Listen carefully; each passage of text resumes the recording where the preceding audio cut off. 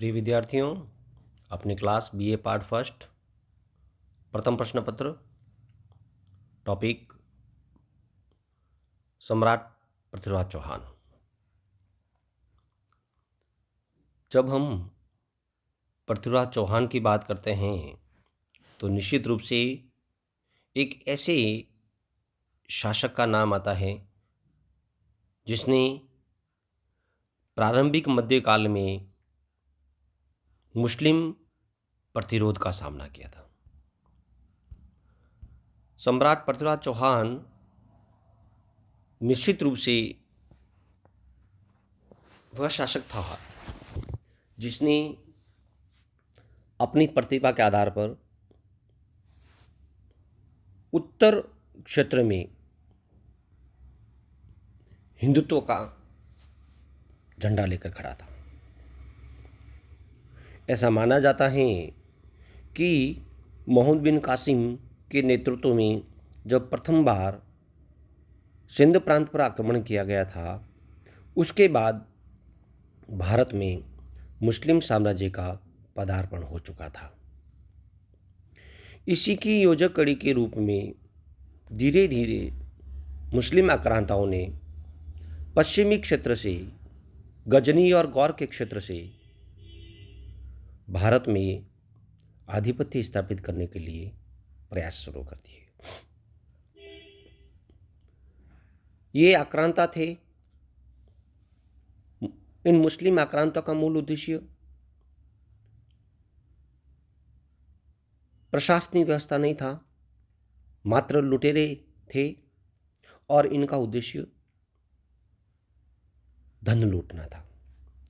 हम अगर इसी परिप्रेक्ष्य में देखते हैं तो इसकी पृथ्वीराज चौहान से पूर्व की पृष्ठभूमि में जाते हैं तो महमूद गजनवी आता है, जिसका उद्देश्य मात्र और मात्र धन लूटना था। वह कहता था, मैं मूर्ति भंजक बनना चाहता हूँ, यानी कि हिंदू मंदिरों को नष्ट करना चाहता था।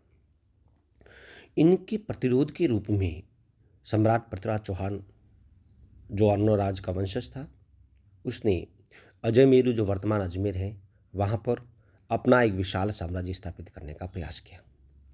आज हम पृथ्वीराज चौहान के प्रारंभिक जीवन और उसके राजनीतिक उद्भव के बारे में अध्ययन कर रहे हैं।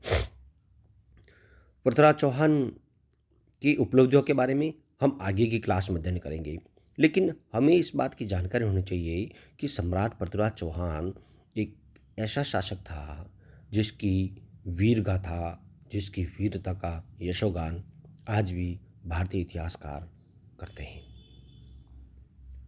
ऐसा प्रतीत होता है, इतिहास में भी जानकारी है कि सम्राट पृथ्वीराज चौहान एक यशस्वी शासक था, योग्य शासक था और उसने अपनी कुशलता के आधार पर उत्तर भारत में मुस्लिम प्रतिरोध का मुंह तोड़ जवाब दिया।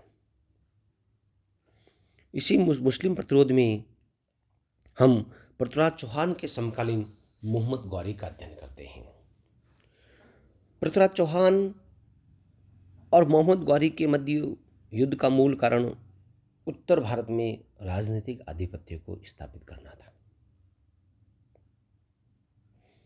राजनीतिक आधिपत्य स्थापित करने के लिए चूंकि केंद्र बिंदु लगभग उत्तर क्षेत्र दिल्ली था और दिल्ली तक चौहान का साम्राज्य विस्तृत था,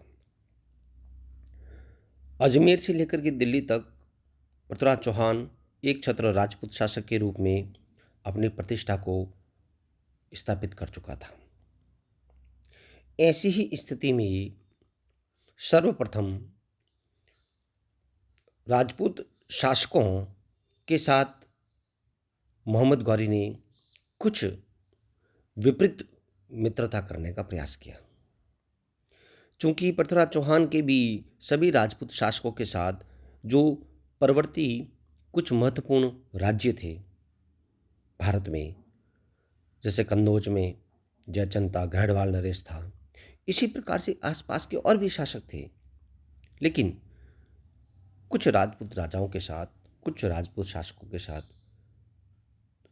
पृथ्वीराज चौहान का समन्वय नहीं था। ऐसा माना जाता है कि कन्नौज के शासक